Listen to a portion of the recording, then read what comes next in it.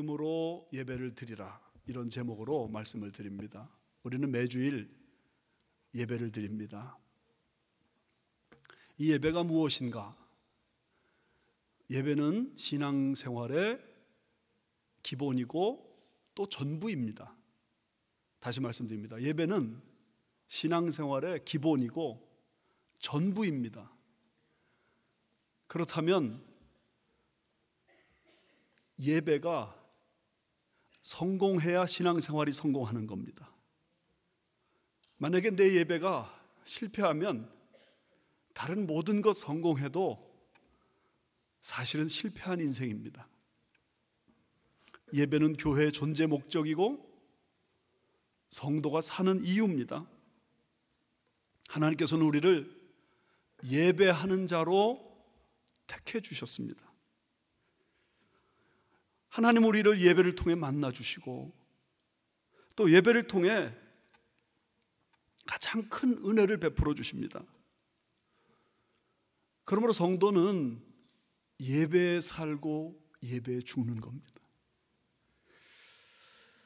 예배를 통해 은혜를 받는 자와 그 예배를 통해 아무것도 공급받지 못하는 자는 신앙생활의 판도가 달라질 수밖에 없습니다.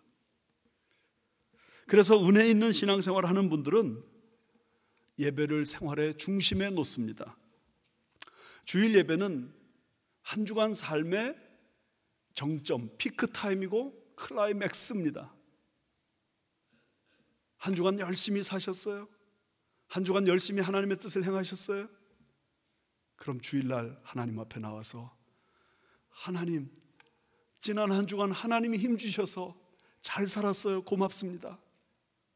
보고하는 날입니다. 그러다가도 또 실패하고 실수합니다. 그러면 그 아픈 마음 가지고 그 상처 난 그 상태 그대로 하나님 앞에 나와서 하나님 또 실수하고 실패했습니다. 용서해 주세요. 그러면 은혜로운 주님께서 그 모든 연약함, 그 모든 부끄러움, 그 모든 잘못 다 덮어주시고 새 출발할 수 있는 용기와 힘을 주시는 시간, 이 시간이 예배 시간입니다. 여러분, 어떤 성도를 만났더니 그렇게 말해요. 자기는 한 주간 내내 예배가 기다려진답니다. 예배를 잘 드리고 싶은 그 열정에 늘 예배를 기다리는 마음이 샘처럼 솟아오른답니다. 예배를 기다리는 그 마음, 예배를 잘 드려야겠다는 소원이 넘치는 그 마음, 영적으로 건강한 것입니다. 왠지 예배가 부담되고 예배가 무겁게 느껴진다면 여러분 신앙생활에 노란불이 켜진 것이고 어떤 분은 이미 빨간불에 봉착해 있는지도 모릅니다. 어떤 분은 우리 교회 1부 예배를 드리시고 또 2부 예배를 드리세요. 1부 예배 은혜가 다르고 2부 예배 은혜가 다르다는 거예요. 설교하는 저도 1부 예배와 2부 예배 설교 원고 똑같지만 제가 전하는 말씀이 달라요. 은혜가 달라요. 그래서 그 예배를 드릴 때 새 마음이 저에게도 부어지는 것입니다. 예배에 대한 기대감이 상실됐다면 그 자체로 지금 뭐가 막혀 있는 것입니다. 우리 가운데 많은 분들은 토요일 날 새벽에 나와서 예배를 드립니다. 또 열심히 있는 어떤 분들은 매일 새벽에 나와서 하나님 앞에 예배를 드려요. 우리가 금요일 날 저녁에 모이는 순모임도 예배의 일종입니다. 경건하게 살기를 간절히 소원하는 어떤 가정은 집에서 가정 예배를 드립니다. 어떤 예배든지 간에 그 예배에 성공할 때 신앙생활에 성공이 있는 줄 믿습니다. 그 예배가 실패하면 다른 모든 부분에서 원만하고 풀려도 사실은 진정한 성공이라 말할 수 없습니다. 그러므로 소원하세요. 예배마다 성공하게 하옵소서. 근데 예배를 놓고 이야기할 때 하나님은 어떤 예배는 받으시는데 어떤 예배 받지 않으신다. 오늘 성경의 가르침입니다. 기가 막힌 일 아닙니까? 다 똑같이 찬송하고 다 똑같이 기도하고 다 똑같이 헌금 내고 말씀 듣는데 어떤 예배는, 아니 어떤 사람의 예배는 받으시고 어떤 사람의 예배는 받지 않으신다. 기가 막히죠. 예배를 드리러 오는 것도 쉬운 게 아닙니다. 심지어 아이까지 들쳐 업고 예배를 오는 일은 보통 일이 아닙니다. 교회 와서 찬양대를 봉사하고 찬양팀을 봉사하고 주차 봉사하고 식당 봉사하고 그러면서 예배를 드리는 일은 정말 에너지가 많이 소모되고 시간도 많이 들여지는 그런 예배입니다. 그런데 그 예배 가운데 어떤 예배는 하나님 받으시지만 어떤 예배 안 받으신다는 거, 이거 기가 막히죠. 그러나 성경에는 분명히 하나님이 받으시는 예배가 있고 받지 않으시는 예배가 있다 말씀합니다. 누가복음 18장에 바리새인의 예배는 하나님이 받지 않으시는 겁니다. 사람들이 생각할 때 그 예배만은 받으실 것 같은데 토색을 저지르지 않았어요. 간음을 저지르지 않았어요. 소득의 11조를 내요. 뭐 일주일에 이틀이나 금식해요. 그런데 그 예배 안 받으신대. 세례 예배는 안 받으실 것 같은데 그 예배 받으신대요. 죄 지은 것밖에 없는데 그가 드리는 예배를 하나님 받으신대요. 사도행전 4장에 보면 바나바가 자기의 있는 재산을 하나님 앞에 바칩니다. 하나님께서 그 헌금을 받으셨습니다. 근데 놀랍게도 그 다음 장 사도행전 5장에 가서 보면 아나니아 삽비라가 재산의 절반을 바치는데도 하나님이 그 헌금을 받지 않으시고 심지어 그 헌금을 드리는 사람을 죽여버리셔요. 기가 막힌 얘기죠. 분명히 하나님 받으시는 예배가 있고 받지 않으시는 예배가 있습니다. 이사야서 1장 말씀 보면 제물을 들고 하나님 앞에 나오는 유다 백성들에게 하나님 말씀하십니다. 너희 왜 헛된 제사를, 헛된 제물을 가지고 계속 나오느냐. 너희 제물 받기 내가 곤비했다. 그런 말씀이 있어요. 오늘 본문 말씀에도 보면 하나님이 아벨의 제사는 받으셨지만 가인의 제사는 받지 않으셨다. 선명하게 구별됩니다. 어떻게? 하나님이 그 제사는 받으시고 받지 않으시는 거 결정하시는 거. 이 제사가 중요한 것은 그 제사가 오늘날 우리가 드리는 예배와 똑같은 것이기 때문입니다. 왜 하나님이 아벨의 제사는 받으시고 가인의 제사 안 받으셨을까? 그 문제에 대해서 히브리서 11장 4절에 이렇게 말씀합니다. 믿음으로 아벨은 가인보다 더 나은 제사를 하나님께 드림으로 의로운 자라 하시는 증거를 얻었으니. 차이가 뭡니까? 아벨의 제사와 가인의 제사의 차이가 뭐냐? 오늘 성경은 분명히 말합니다. 믿음이다. 아벨은 믿음 있는 제사를 드렸고 가인은 믿음 없는 제사를 드렸다. 여러분, 아벨이 드리는 것처럼 믿음으로 제사를 드리는 예배 받으시지만 믿음 없이 예배를 드린다? 하나님 받지 않으신다는 것을 오늘 성경은 분명히 말하고 있습니다. 여기 아벨이 가인보다 더 나은 제사를 드렸다 했는데 더 낫다는 말은 헬라어로 플레이온이라고 하는데 양이나 질적으로 더 탁월하다, 더 풍성하다, 더 뛰어나다 그런 뜻입니다. 하나님 보실 때 가인의 제사보다 아벨의 제사는 더 탁월한 제사인 겁니다. 하나님 보실 때 가인의 제사는 아벨의 제사보다 못해도 한참 못한 그런 제사인 겁니다. 그래서 하나님 못 받으시겠다는 겁니다. 그렇다면 그 믿음은 도대체 어디서 차이가 났는가? 우리는 창세기 4장을 가봐야 그 답을 발견할 수 있습니다. 4장 가서 보시면 4절 5절에 이렇게 되어 있습니다.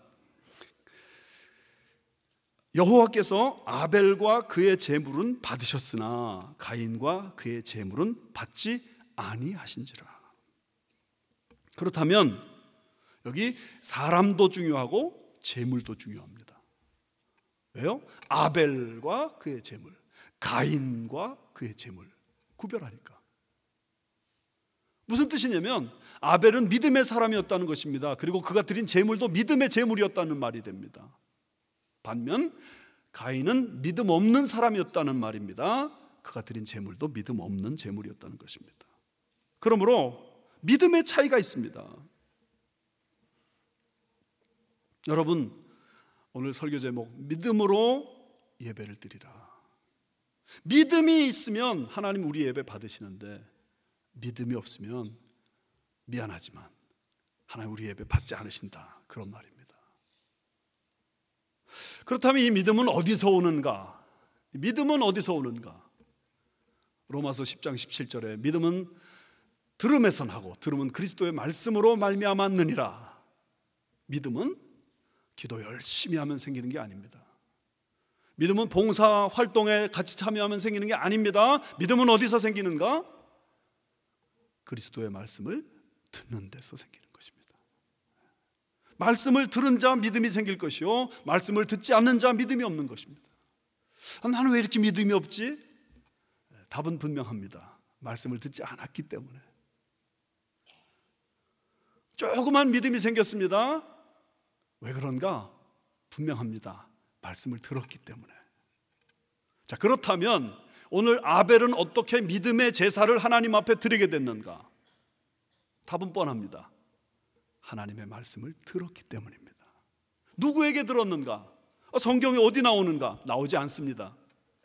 그러나 믿음으로 아벨은 제사를 드렸다는 이 말씀을 놓고 볼 때 아벨은 분명히, 아니요, 가인도 포함시킵시다, 하나님의 말씀을 들었습니다.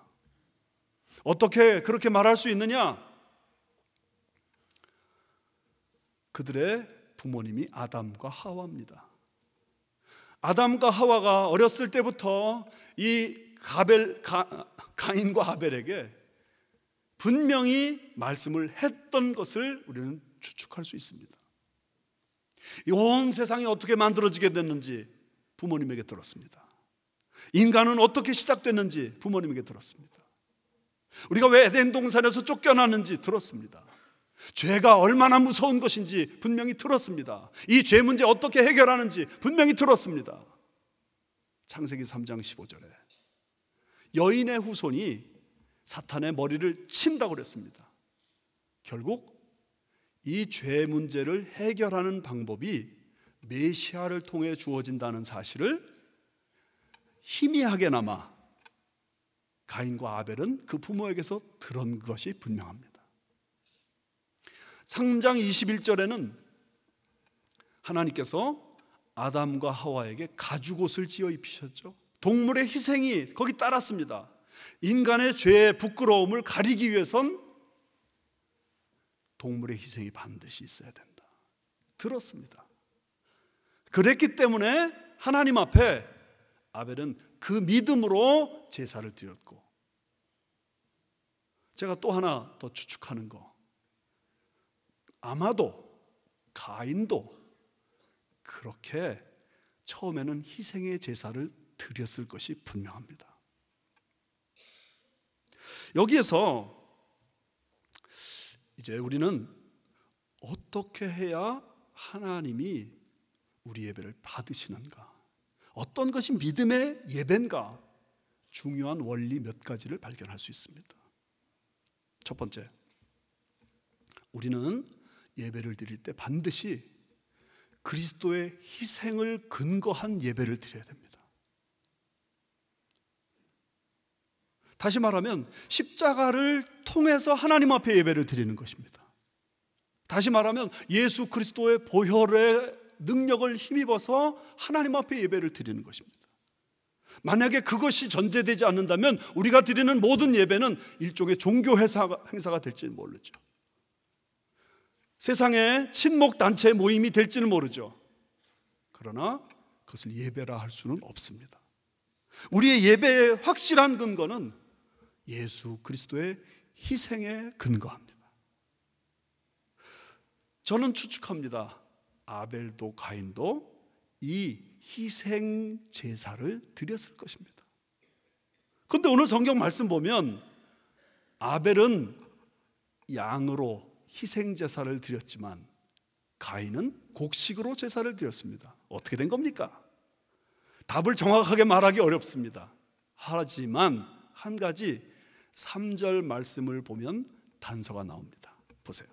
3절에 세월이 지난 후에, 세월이 많이 흘렀습니다. 하나님 앞에 예배를 계속 드리는데, 제사를 계속 드리는데, 아마도 이것도 추측입니다. 가인도 아벨도 처음에는 양을 잡아서 희생을 했을 것이 분명합니다. 그런데 아벨의 직업은 목축이고 가인의 직업은 농사입니다. 그러다 보니까 아벨은 계속 그 양으로 제물을 드릴 수 있었지만 가인은 이게 좀 번잡스럽습니다. 이거 꼭 양으로 드려야 되나? 내가 농사지니 이 곡식을 하나님 받으시지. 그것도 변명이 안 됩니다. 왜냐하면 곡식 가지고 가서 동생한테 양과 바꾸자 해서 바꿔서 양으로 드리면 되는데, 하나님이 정하신 제사는 피 있는 희생 제사인데 세월이 많이 지나면서 가인의 마음속에 꼭 그럴 필요 있느냐. 그러다가 보니까 아벨은 계속 양으로 제사를 드렸지만 가인은 변질돼 버려서 곡식으로 제사를 드렸다, 그런 말입니다. 하나님이 받으시는 제사는 어떤 제사인가?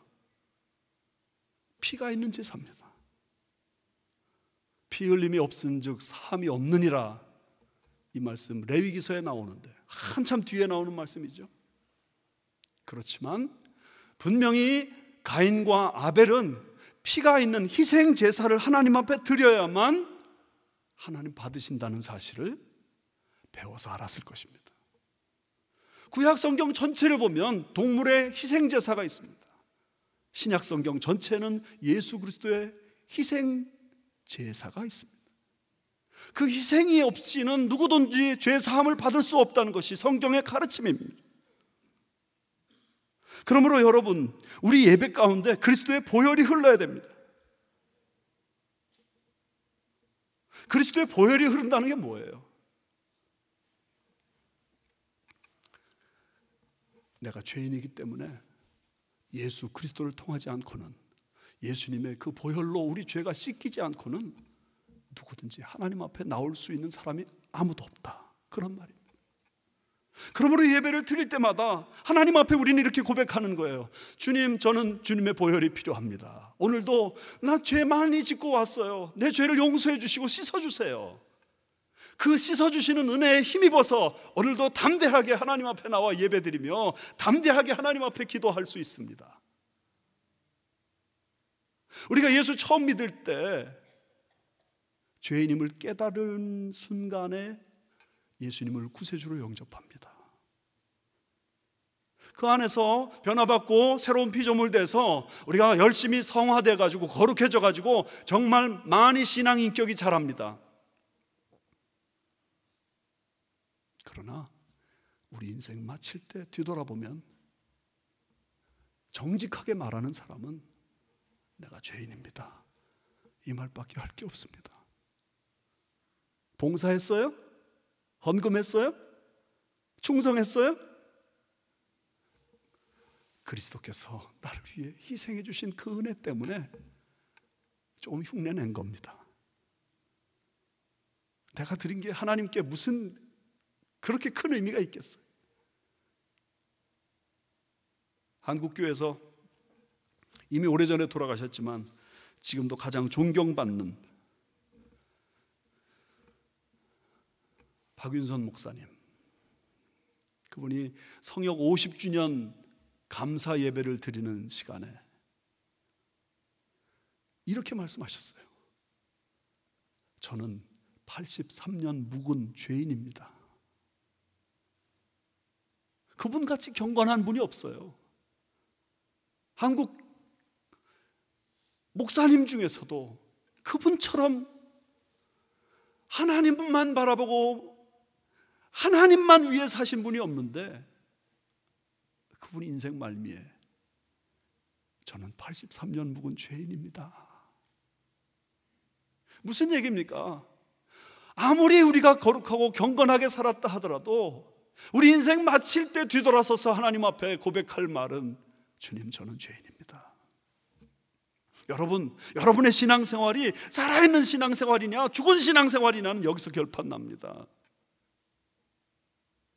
나를 죄인으로 여기는가, 아니면 내가 제법 괜찮은 사람으로 여기는가.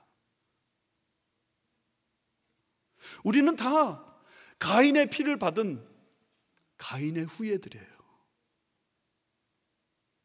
여러분, 우리 자신을 정직하게 돌아보세요. 얼마나 우리 속에 죄가 들끓는가. 우리가 다른 사람들 앞에서는 그런 뜻한 모습 우리는 갖고 있지만 아무도 보지 않을 때 우리가 어떤 사람입니까? 불꽃 같은 눈동자로 우리를 살피신 하나님 앞에 우리가 어떤 사람들이냐고요. 황순원 씨가 카인의 후예라는 소설을 쓰셨습니다. 1945년 광복이 이루어진 다음에 북한에 공산정권이 들어섰습니다. 공산정권이 들어서서 프롤레타리아 계급 소장농들을 완장을 채워주고 지도자로 만들었습니다. 거기에 도섭 영감이라는 그냥 순하고 평범한 사람이 나옵니다. 그 사람 소장농이었습니다. 그런데 공산정권이 들어서면서 완장을 채워줬습니다. 그래서 사람들을 평가하고 재판하고 심지어 죽일 수 있는 권한까지 주었습니다. 그러니까 그가 자기를 사랑해주고 자기에게 은혜를 베풀어준 지주를 정죄하고 죽게 만듭니다. 그 소설 내내 계속 그런 얘기입니다. 기회가 주어지지 않아서 나쁜 짓을 못하지, 기회가 주어지니까 사람은 짐승으로 바뀌고 우리 모두는 다 카인의 후예입니다. 그래서 아무리 경건해 보이는 사람도, 아무리 훌륭한 사람도, 아무리 돌을 닦은 사람이라 하더라도 그리스도의 희생 제사에 근거하지 않고는 하나님 앞에 나올 사람이 없습니다. 그러므로 주님 앞에 나올 때는 항상 손들고 나오는 겁니다. 천부에 의지 없어서 손들고 옵니다. 주 나라 박대하시면 나 갈 데 없습니다. 그러나 동시에 주님 앞에 나올 때는 또한 그 보배 피를 근거해서 나오는 겁니다. 내 주의 보혈은 정하고 정하다. 내 죄를 정케 하신 주 날 오라 하신다. 약하고 추해도 주께로 나가면 힘 주시고 내 추함을 곧 씻어 주시네. 큰 죄인 복받아 살 길을 얻었네. 한없이 넓고 큰 은혜 베풀어 주소서. 그 피가 마음속에 큰 증거됩니다. 내 기도 소리 들으사 다 허락하소서. 내가 주께로 지금 가오니 십자가의 보혈로 날 씻어 주소서. 여러분, 예배를 드릴 때마다 큰 예배든 작은 예배든 소수가 모여서 드리는 예배든 많은 대중이 모여서 드리는 예배든 우리는 이 고백을 드려야 됩니다. 주님, 저는 주님의 보혈이 필요합니다. 십자가의 은혜가 필요합니다. 저는 죄인입니다. 저를 용서해 주시고 새롭게 하여 주옵소서. 이것을 믿음이라 합니다. 두 번째, 예배는 하나님 제일주의로 드리는 것입니다. 예배의 말 자체가 worship입니다. worth 플러스 ship, 그 가치에 합당한 영광을 돌리는 것이 예배입니다. 하나님이 어떤 분이십니까? 온 천하를 만드시고 나를 지으신 분이십니다. 하나님보다 높은 이 세상에 아무도 없습니다. 가장 절대적으로 영광과 찬송과 존귀를 받으실 분 우리 하나님이십니다. 그렇다면 그 하나님 앞에 어떻게 예배를 드려야 되겠는가? 아벨은 그 면에서 하나님의 인정을 받은 것이 분명합니다. 여기 4절 말씀에 아벨은 자기도 양의 첫 새끼와 그 기름으로 드렸더니, 아벨이 제사를 드릴 때 여러 양 중에서 첫 새끼를 하나님 앞에 드렸다는 이 대목, 소홀히 넘어갈 수 없는 대목입니다. 잠언 3장 9절에 내 재물과 내 소산물의 처음 익은 열매로 여호와를 공경하라. 이 말씀도 사실은 아벨이 이 땅을 살고 나간 수천 년 후에 기록된 말씀입니다. 그러나 예배의 정신은 아벨 때부터 분명했습니다. 하나님이 가장 존귀한 분이시기 때문에 가장 최선을 다하는 것, 그것이 예배의 본질입니다. 예수님도 그것을 가르쳐 주셨습니다. 너희는 먼저 그의 나라와 그의 의를 구하라. 사무엘상 2장 30절에 나를 존중히 여기는 자를 내가 존중히 여기고 나를 멸시하는 자를 내가 경멸하리라. 하나님을 우리가 찬양하고 하나님을 높이는 가장 귀중한 시간이 예배 시간입니다. 그 예배 시간에 나와서 하나님 나의 예배를 꼭 받아주세요. 하나님 주님 사랑합니다. 하나님 찬양과 경배를 받아주세요. 하나님 내 예물도 받아주세요. 내 기도도 받아주세요. 그 마음과 뜻과 정성이 그 예배에 다 들어갈 때 그를 향하여 하나님 말씀하십니다. 믿음이 있다.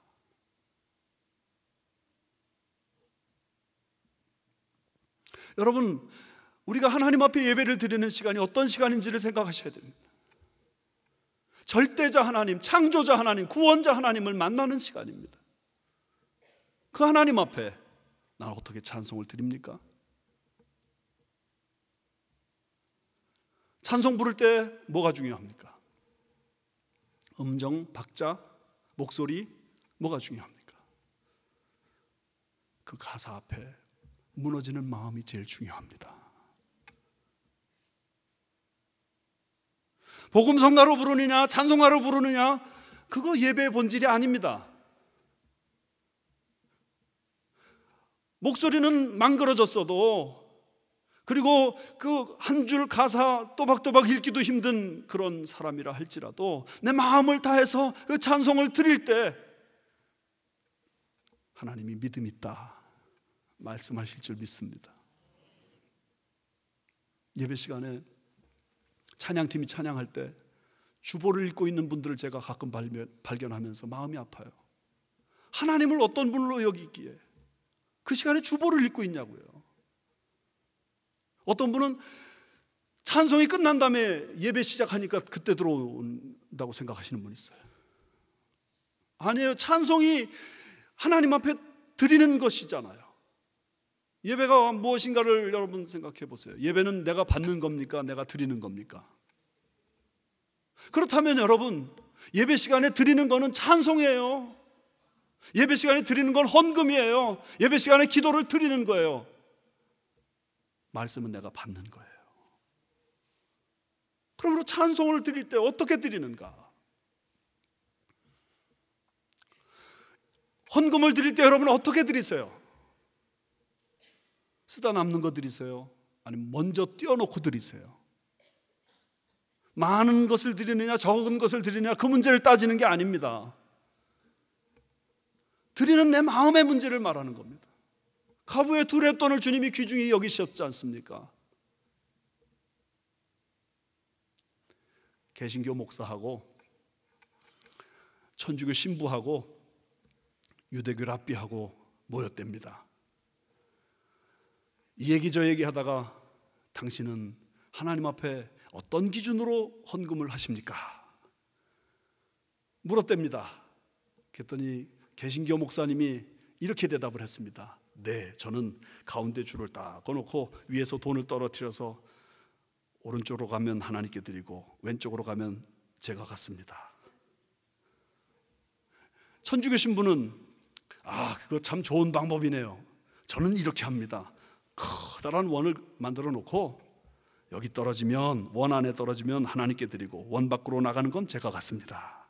했더니 유대교 랍비가 참 좋은 방법들이십니다. 근데 저는 이렇게 합니다. 하나님께 하늘을 향해 높이 던져가지고 하늘로 올라가면 하나님께 드리고 땅에 떨어지면 내가 갖습니다.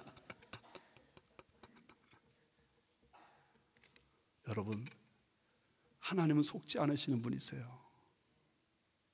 불꽃 같은 눈동자로 우리를 살펴보시고 오늘도 신령과 진정으로 예배하는 자들을 찾으시는 하나님이시라면 우리의 예배에 정성이 들어가야 되지 않겠습니까? 뭐 하나를 순서를 진행한다 하더라도 하나님 받으시옵소서. 이럴 때 주님이 우리에게 은혜 주실 줄 믿습니다. 여러분, 설교 말씀 듣는 것도 마찬가지입니다. 두 눈을 부릅뜨고 그 말씀을 받아야 됩니다. 하나님은 사람을 세우셔서 말씀을 받게 하십니다. 그런데 목사가 설교하는 그 시간에 하나님의 세미한 음성, 나를 향하신 세미한 음성이 들리는 겁니다. 목사는 사람이기 때문에 불완전해서 잘못할 때가 많아요. 그러나 그 예배를 통해, 그 말씀을 통해 하나님은 나에게 가슴을 두드리시면서 말씀하시는 거예요.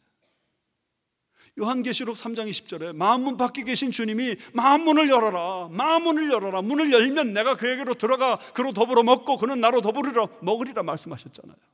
마음문을 열어라, 마음문을 열어라. 근데 기대감이 없이 설교를 듣고 앉아 있어요. 그저 그렇겠지 뭐, 다 목사 하는 말이지 뭐. 거기에 어떤 믿음이 역사합니까? 예배에 성공하시를 주님의 이름으로 축원합니다. 믿음으로 최선을 다해 예배드리는 예배의 성공자들이 우리 교회에 가득 차기를 주님의 이름으로 축원합니다. 마지막 세 번째, 예배는 성령님의 감동으로 드리는 것입니다. 여기 11장 4절 말씀을 한번 다시 보세요. 히브리서 11장 4절 한번 다 같이 한 목소리 읽을까요? 시작. 믿음으로 아벨은 가인보다 더 나은 제사를 하나님께 드림으로 의로운 자라 하시는 증거를 얻었으니 하나님이 그 예물에 대하여 증언하심이라. 그가 죽었으나 그 믿음으로써 지금도 말하느니라. 여기 보시면 하나님이 그 예물에 대하여 증언하신다, 증거하신다 그랬습니다. 내가 하나님 앞에 예물을 드렸어요. 그랬더니 하나님께서 그 예물을 받으시면서 그렇다, 이 예물은 내가 받을 만한 예물이다 하고 인증샷을 주셨단 말이에요. 인증샷. 창세기 4장에 보면 아벨과 그의 제물은 하나님 받으셨으나 가인과 그의 제물은 받지 않으셨다. 어떻게 차이가 나는 것입니까? 어떻게 구별할 수 있는 것입니까? 이거 받으셨구나, 이거 안 받으셨구나, 어떻게 알 수 있습니까? 바로 그 부분을 말하는 겁니다. 하나님, 우리가 정말로 참된 예배를 드릴 때 하나님 받아주시면서 됐다, 그 예배 내가 받는다, 인증샷을 주신단 말이에요. 그것이 신약시대에는 어떻게 나타나는가? 성령의 감동, 감화로 나타납니다. 요한복음 4장에 주님 말씀하시죠.